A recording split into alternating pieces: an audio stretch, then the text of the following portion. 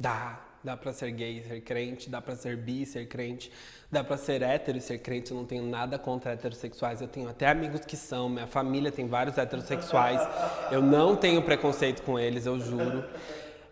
Dá pra ser trans e ser crente, dá pra ser quem você é, sabe por quê? Porque a gente é a manifestação do caráter criativo de Deus. Deus, ele é criativo e ele criou pessoas diferentes, corpos diferentes, gêneros diferentes, sexualidades diferentes, para que fossem celebradas como uma comunidade diversa. A graça de Deus é multiforme e ela se manifesta nas pessoas LGBTs. Então sim, dá pra ser gay, dá pra ser trans, dá pra ser travesti, dá pra ser bi, dá pra ser pan, dá pra ser aquelas letrinhas todas e ser cristão.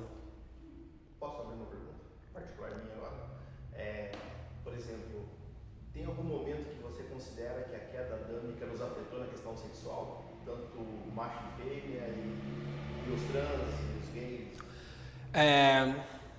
Então, a gente vai entrar para um debate sobre a teologia da criação.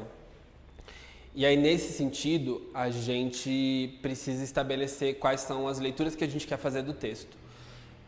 Eu não tenho dificuldade com a compreensão teológica de que Deus criou macho e fêmea para ser macho e fêmea, aí teve a queda e gerou todas as coisas e a vida é isso aí.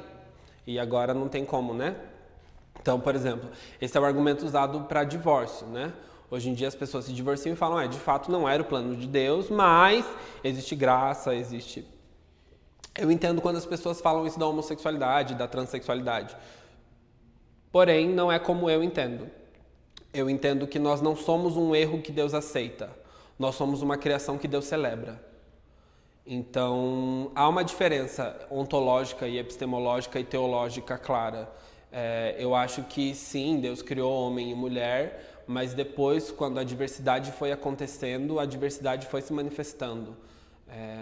Porque o ponto é o seguinte, é muito complicado tentar fazer essa interseccionalidade, a gente tem que saber reconhecer os lugares de privilégio, mas então Deus fez as pessoas negras e as pessoas brancas surgiram depois, Deus fez as pessoas que nasceram com deficiência e elas são uma culpa da queda, mas Deus as aceita, Deus fez...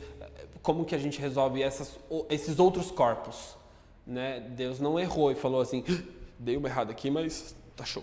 Não, Deus celebra e cria. O gay pode pregar? O gay deve pregar. O gay não só pode, ele deve, ele precisa pregar, ele precisa contar ao mundo sobre a experiência que ele tem com Deus.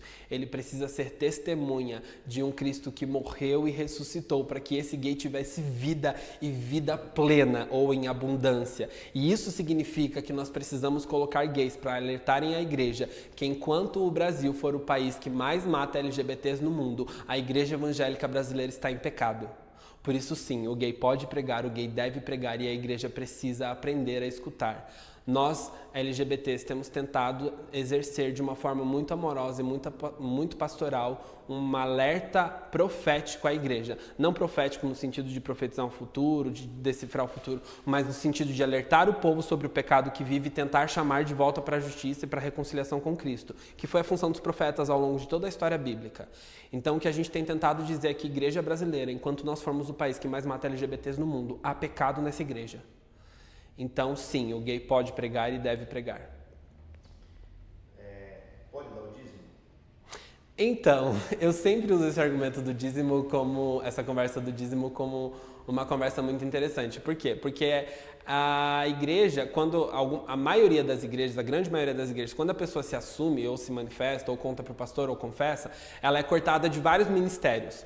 Então, olha só, ela é cortada de várias oportunidades que ela tem de servir a Deus, cantando no louvor, ajudando no Ministério da Comunicação, pregando, auxiliando no discipulado, dando aula na escola dominical. Mas nenhum pastor fala assim, olha, a partir de hoje você não pode servir a Deus dando os seus 10%. E eu acho isso muito interessante, porque na hora de dar o dízimo tá tudo bem, Jesus aceita o dízimo da pessoa LGBT. Jesus não aceita o louvor cantado, não aceita a pregação feita, não aceita o serviço no trabalho de comunicação prestado. Jesus não aceita a dança, porque assim, vamos combinar, eu sei que a gente tenta fugir dos estereótipos, mas no ministério, e eu tô falando isso porque eu era uma bailarina de Jesus para a glória do Senhor, entendeu? E aí assim, enquanto eu estou dentro do meu armário, Deus aceita a minha dança. Como ato de adoração, é bonito, e os ventos, mas aí depois que eu conto para as pessoas eu sou gay, aquela mesma dança, ela não é mais aceita. Agora o dízimo, não, pode continuar, assim, veja, continua sendo pecado, continua indo para o inferno, mas dá o dízimo aqui, não é mesmo? Quem não quer? Então a gente tem essa contradição, assim, porque assim, se é para excluir o cara da igreja, fala para ele não dar o dízimo também.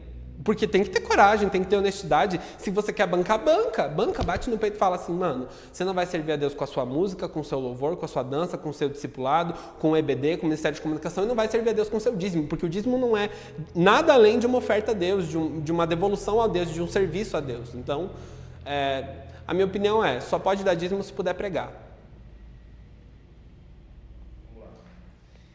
Essa é legal. Existe gays no armário da igreja? Amado. Ai, Gabi, só quem viveu sabe. Assim, o que eu posso dizer? Dentro do armário da igreja cabem 2 reinos de Nárnia inteiros, mais 3 de Senhor dos Anéis, assim. Porque é tudo um bando de fauno, assim. É umas fauno para todos os lados, assim.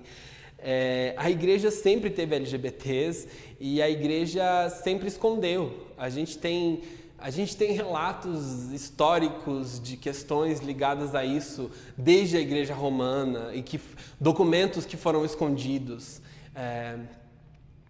Então, a gente tem, o armário da igreja tem muito LGBT, infelizmente, assim, esse é um pecado que a igreja comete, a não liberdade que as pessoas deveriam ter de ser quem são. A Bíblia fala que se o Filho, pois, os libertar, verdadeiramente sereis livres. Enquanto tivermos pessoas aprisionadas sem o direito de falar quem são as suas comunidades, os seus líderes, isso não é liberdade. A Bíblia fala que foi para a liberdade que Cristo nos libertou. Enquanto tivermos pessoas que não podem contar sobre quem são, isso não é liberdade, isso não é encontro com Cristo. A Bíblia fala que onde o Espírito de Deus está, ali é a liberdade. Enquanto a igreja for um armário que aprisiona adolescentes que entram em depressão e tentam suicídio, aprisionam jovens que estão no ministério e não podem contar sobre sua sexualidade, senão vão ficar desempregados.